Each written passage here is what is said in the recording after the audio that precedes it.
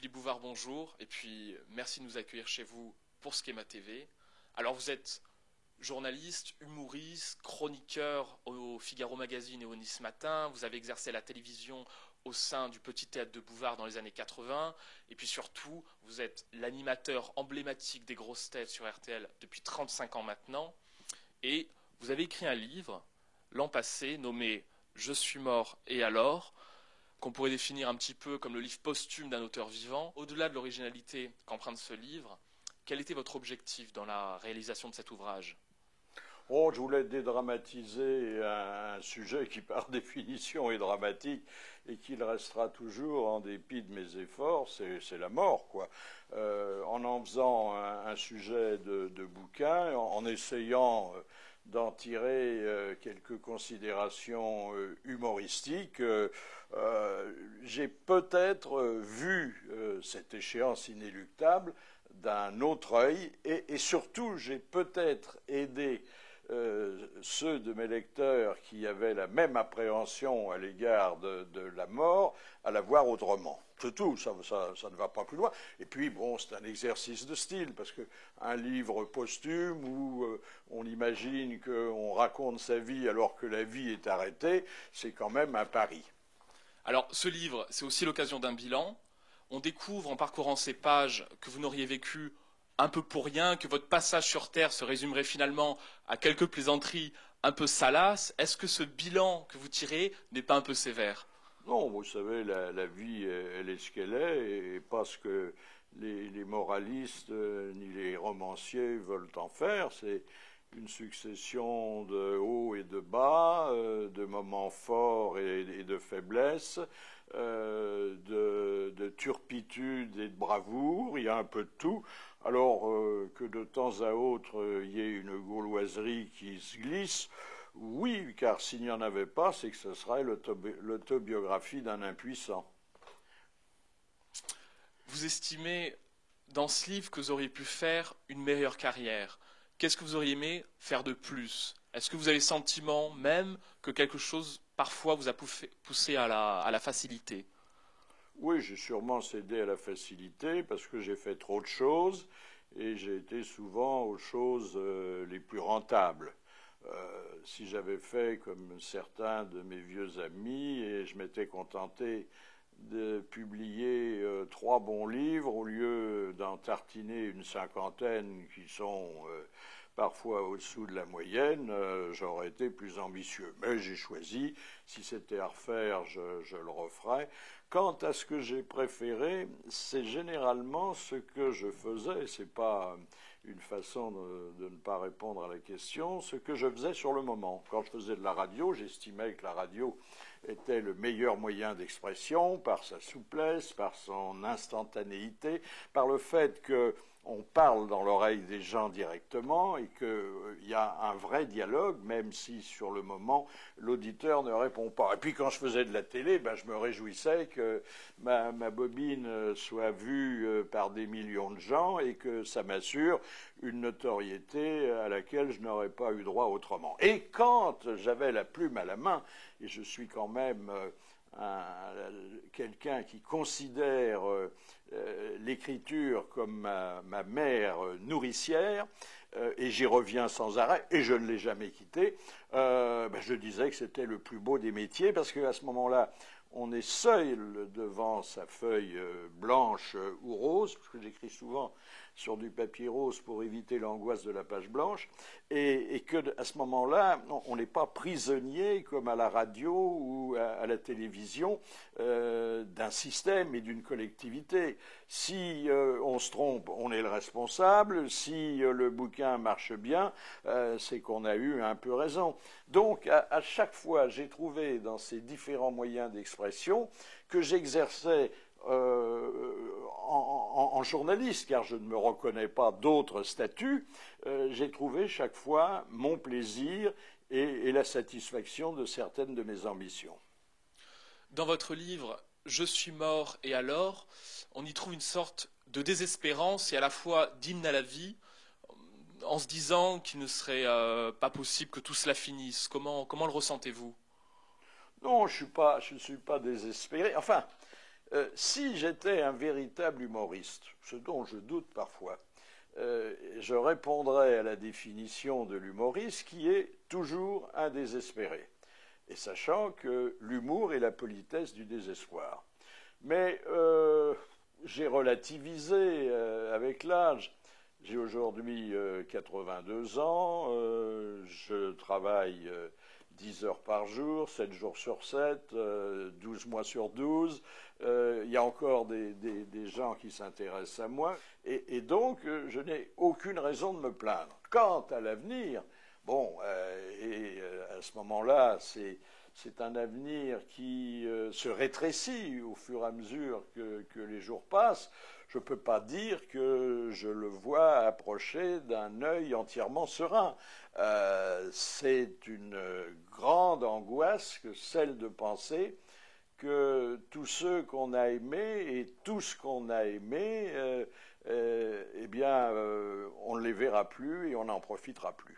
Alors une question un peu plus générale, mais certainement que beaucoup de gens se posent, à la fois admiratifs et intrigués de votre réussite. Quel est le secret de votre longévité exceptionnelle dans le milieu réputé assez cruel des médias?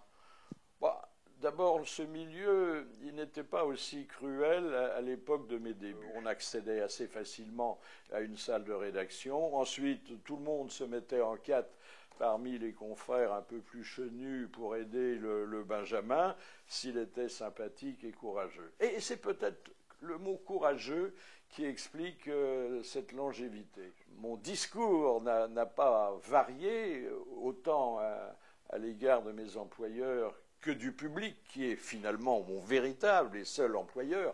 Tant qu'il veut de moi, on m'emploie, ensuite c'est plus hypothétique.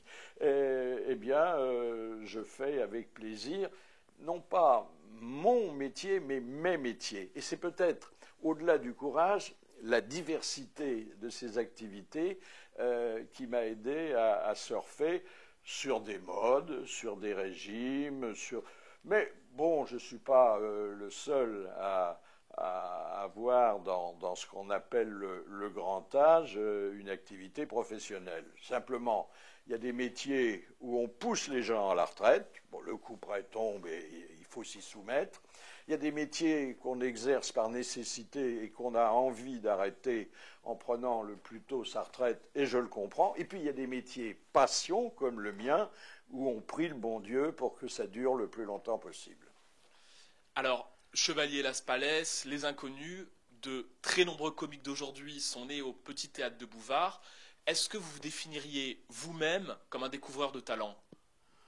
Non, moi, vous savez que j'ai, à partir de 40 ans, eu cette petite illumination de me dire, parce qu'on m'avait beaucoup aidé, il fallait que je rende aux autres une partie de l'aide que j'avais reçue et que il était plus opportun d'aller chercher le talent des autres que de faire la preuve de son talent personnel. Pourquoi ? Parce que le talent personnel, ça intéresse par définition une seule personne, et le talent des autres, ça peut permettre de mettre le pied à l'étrier à des dizaines de jeunes comédiens ou de jeunes journalistes, parce que je me suis occupé des deux. Comme il s'agissait de remplir à l'époque la case qui précédait le journal de 20 heures sur une grande chaîne de télévision, on m'a dit on ne peut pas mettre des gens que personne ne connaît à cette heure-là. Et j'ai dit mais si je ne me trompe pas dans mes choix, ce seront des vedettes dans 15 jours ou 3 semaines, ce qui s'est d'ailleurs produit. Mais ayant posé le postulat que ce qui me ferait rire les Français, je me suis très rarement trompé, qu'il s'agisse de la presse écrite, de la radio ou de la télévision. Et finalement, est-ce que c'est cette capacité à découvrir des talents, de les propulser en l'espace de 2 à 3 semaines comme des vedettes, qui vous procure le plus de plaisir dans votre métier? Oui, c'est un grand plaisir. Mais quand je dirigeais des quotidiens, c'était également le même plaisir de trouver un petit gars qui n'avait l'air de rien, de lui commander un article, et puis quand l'article était bon, de le mettre en première page avec son nom en gros caractères. Ce plaisir, je l'éprouve quand je passe devant un grand music-hall et que je vois en lettres énormes s'étaler le nom d'un comédien que j'ai connu tout à fait à ses débuts. Donc c'est quelque chose de très gratifiant, mais si vous voulez, on rejoint le mythe du pater familias qui se réjouit de la réussite de ses enfants. Il vous reste aujourd'hui encore 2 ans de contrat avec RTL pour animer les grosses têtes. Au terme de ces 2 années, pensez-vous que les grosses têtes vous survivront? Je ne sais pas, c'est un problème de direction qui me dépasse, hein, ils font ce qu'ils veulent. Je souhaite bien sûr que ce bébé, qui peut se passer de moi, parce qu'à 35 ans, il marche tout seul, et il marche plutôt bien, je souhaite qu'il ait encore une longue vie après moi, mais si on le remplace par un autre bébé qui marche aussi bien, je me ferai une raison si je suis encore là, et je m'en foutrais éperdument si j'ai quitté cette vallée de larmes.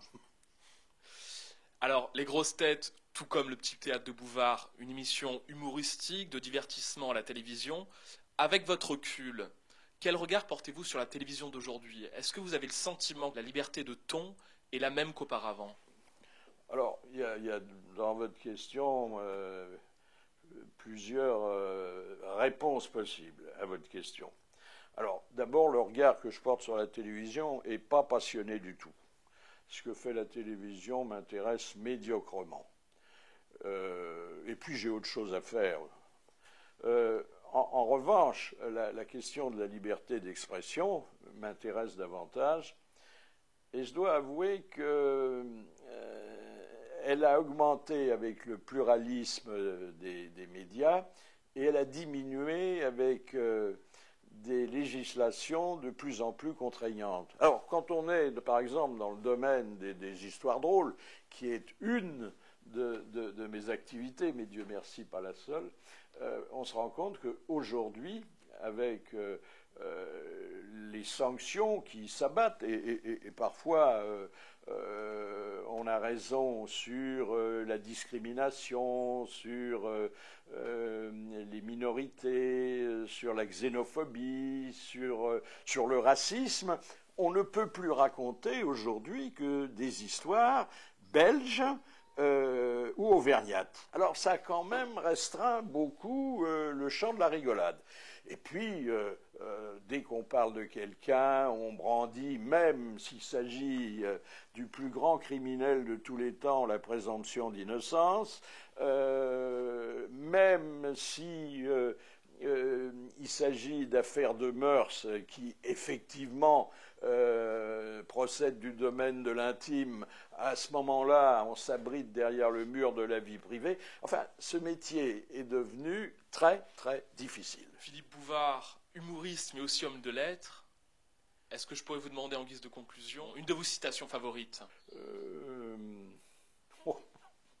Je crois, par autodérision, je choisirais celle de Pierre Dac qui disait un homme qui est parti de zéro pour n'arriver à rien n'a de merci à dire à personne. Monsieur Philippe Bouvard, merci de votre accueil et puis très bonne continuation à vous.